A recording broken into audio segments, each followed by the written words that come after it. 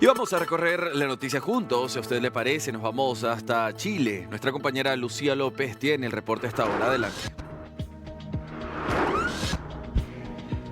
Hola, ¿cómo estás, Sandy? Sí, me encuentro aquí en la sede de la CEPAL, donde se ha recién inaugurado la sesión oficial con la que se da pie a la declaración de Cartagena más 40, donde también se va a presentar el plan de acción de Chile para el periodo 2024-2034 de Cartagena, que recuerda, entre otras cosas, este evento, la Declaración de Cartagena para los Refugiados, firmada el año 1984, que abre un nuevo marco de cooperación regional para América Latina y el Caribe en torno a los refugiados y a los desplazamientos forzados. Un tema que se ha hecho muy patente este último tiempo en la región por las situaciones en Haití, en Nicaragua, en Venezuela, en Colombia y, por supuesto, en América Central. Por eso la coordinación regional es fundamental y el plan de acción que presenta Chile, que se ha trabajado en coordinación con otros países, con organizaciones de la sociedad civil, con organismos internacionales. De hecho, está presente aquí el Alto Comisionado de las Naciones Unidas para los Refugiados. Es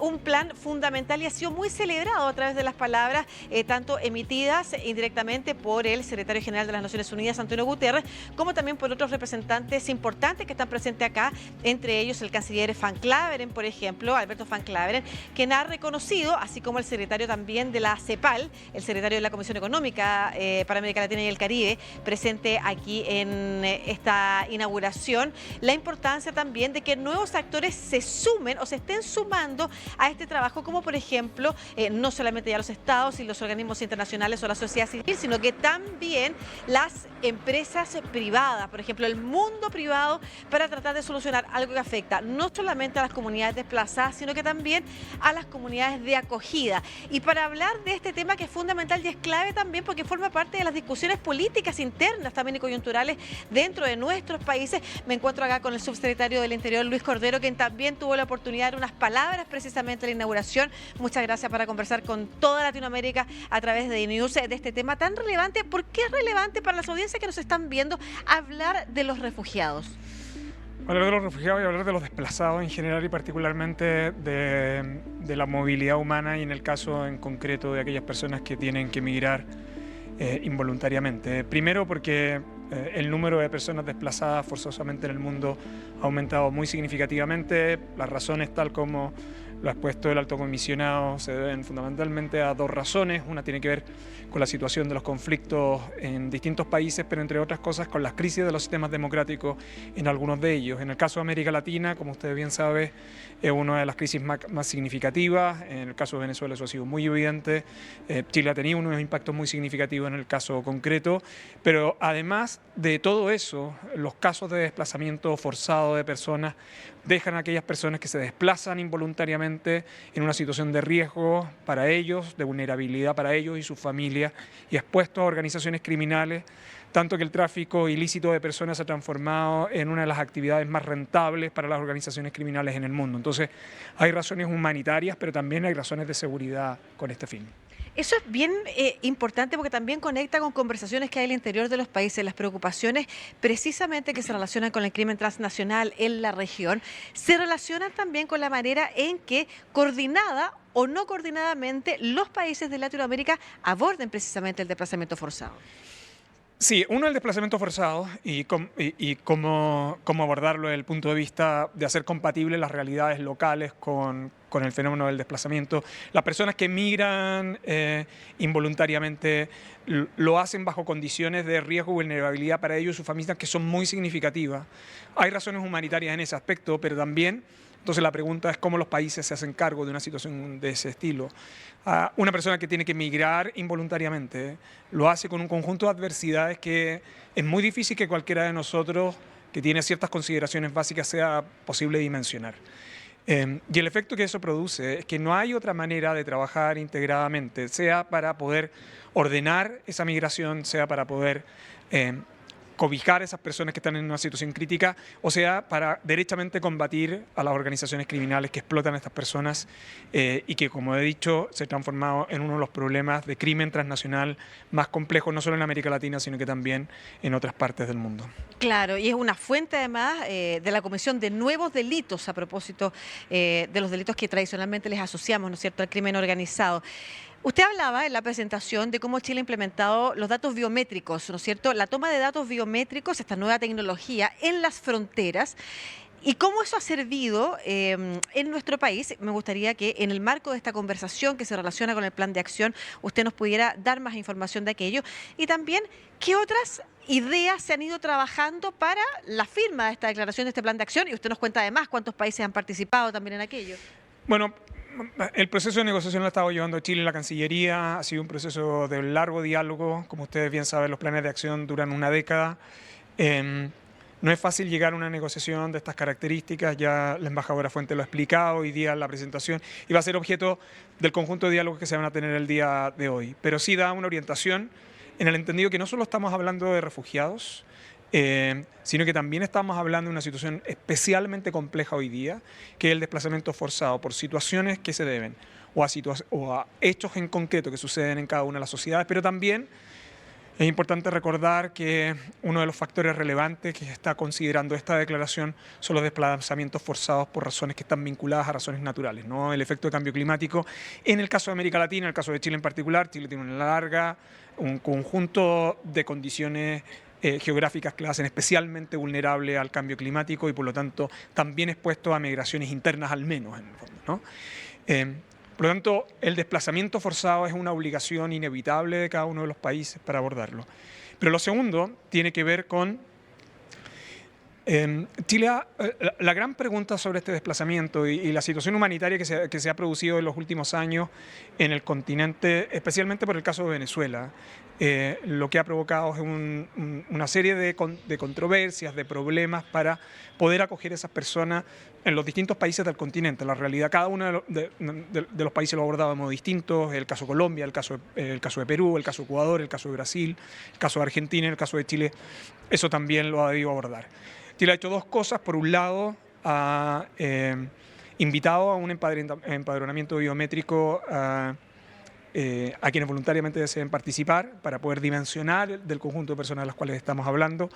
En Chile han accedido voluntariamente de buena fe a un poco más de 180.000 personas. El 92% de esas personas son de nacionalidad venezolana, personas respecto de las cuales no es posible acceder a sus identidades, esencialmente porque yo creo que las razones en las cuales el continente ha vivido son muy evidentes sobre este punto.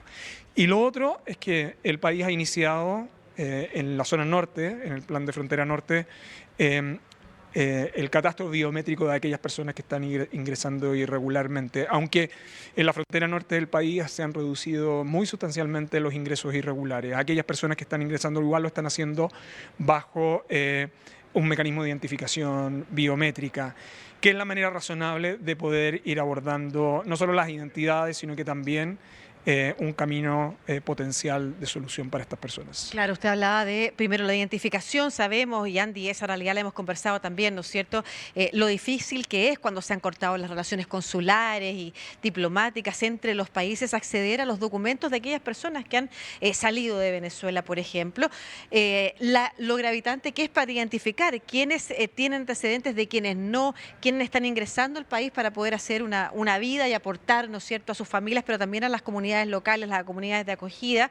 La integración social también es parte de lo que usted ha mencionado, y todo esto se relaciona con el plan de acción que se va a presentar y la declaración mañana en manos del canciller. También vamos a estar teniendo la oportunidad de conversar con él datos más específicos respecto de qué significa algo que viene a completar lo ya realizado primero en Costa Rica, luego en México, luego en Brasil, cuando fue Cartagena más 30, y ahora a partir de este decenio Cartagena más 40, con la coordinación de Chile. Quiero situarme en dos temas particulares para cerrar esta entrevista, un tema de interés también transnacional y que tiene que ver con el tren de Aragua y la captura de Bobby Gómez. Habíamos recién conversado sobre el crimen transnacional, sobre lo que está pasando a partir de los hechos en Venezuela, ¿no es cierto?, de cómo esto ha incrementado también probablemente el potencial del crimen organizado en nuestra región, junto a otros elementos, la pandemia, en fin.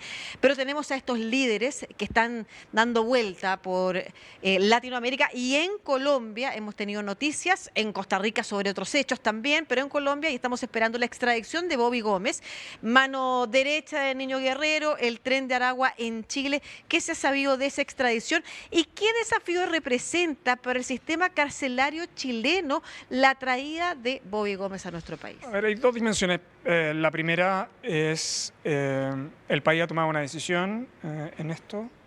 El país no solo investigar los delitos cometidos por estas organizaciones criminales con indiferencia entre quienes se cometen, pero en segundo lugar, aquellos que cometiendo delitos abandonaron el país, perseguirlos en cualquier lugar del continente en que se encuentren.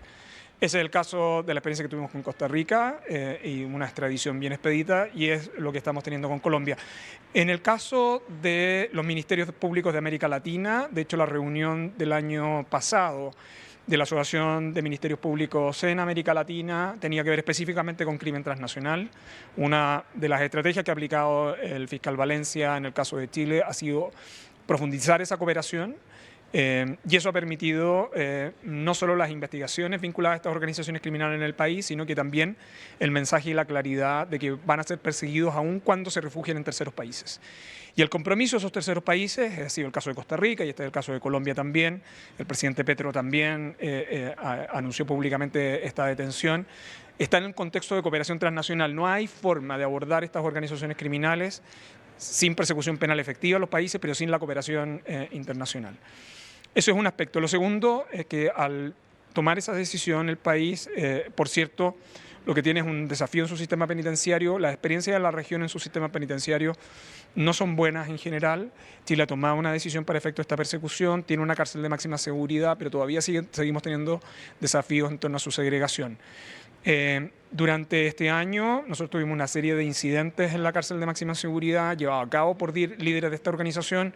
El Estado decidió ejercer acciones contra él, aplicar la ley de seguridad del Estado. Hoy se están formalizando a esas personas por parte del Ministerio Público. El país no va a cejar en la persecución y en el castigo para ello, que fue el caso, por ejemplo, del veredicto que ya se comunicó para 34 personas en el caso de los gallegos, que es un caso de uno de las secciones armadas del Tren de Aragua, y en marzo vamos a conocer sus condenas. El Ministerio Público está pidiendo presidio perpetuo en esos casos. Y la semana pasada, en mi caso, yo estuve en Estados Unidos, tanto en reuniones con el FBI, con la DEA, cuanto también en El Paso a propósito de la zona fronteriza. Y Chile está proporcionando mucha información a Estados Unidos en la cooperación policial que existe en la actualidad para perfilar este tipo de organizaciones, porque han sido un tipo de organización que se ha expandido por el continente, pero en el caso de Chile la decisión de política criminal es perseguirlos incansablemente, aun cuando se encuentren en cualquier lugar del continente. ¿Se va a construir la cárcel de alta seguridad en Santiago? Chile tiene un plan de inversiones de expansión de cárceles. Pero hay una polémica particular sobre esa cárcel. Pero el plan de inversiones es mucho más que la cárcel de Santiago. El presidente de la República lo anunció en su cuenta pública de este año. Nosotros estamos ampliando cerca de 13.000 plazas ya financiadas, 2 cárceles nuevas y en todo el set de ampliaciones, que es alrededor de 6 penales más 2 cárceles nuevas, en todas se contemplan mecanismos de máxima seguridad. Y además de eso, Chile envía una legislación nueva en materia de unidad especial de máxima seguridad que permite no solo segregación efectiva, sino que además un tipo de dotación de personal penitenciario y de prisiones distinto al de la población regular. Muchas gracias, Luis Cordero, subsecretario de Interior, conversándonos sobre, en este último momento, noticias locales, pero que también involucran a otros países, como por ejemplo la captura de Bobby Gómez y el tema de las cárceles, que es un tema para nuestra audiencia en Ecuador, que es un tema para nuestra audiencia en Chile y para toda Latinoamérica. Todo esto en el contexto de la apertura de Cartagena más 40, la conmemoración de los 40 años de la declaración de Cartagena para los refugiados, y además también mañana conoceremos entonces el plan de acción que coordina Chile para el próximo decenio. Muchas gracias, subsecretario. No, por favor, Gracias, Lucía. Buenas tardes. Gracias por estas precisiones.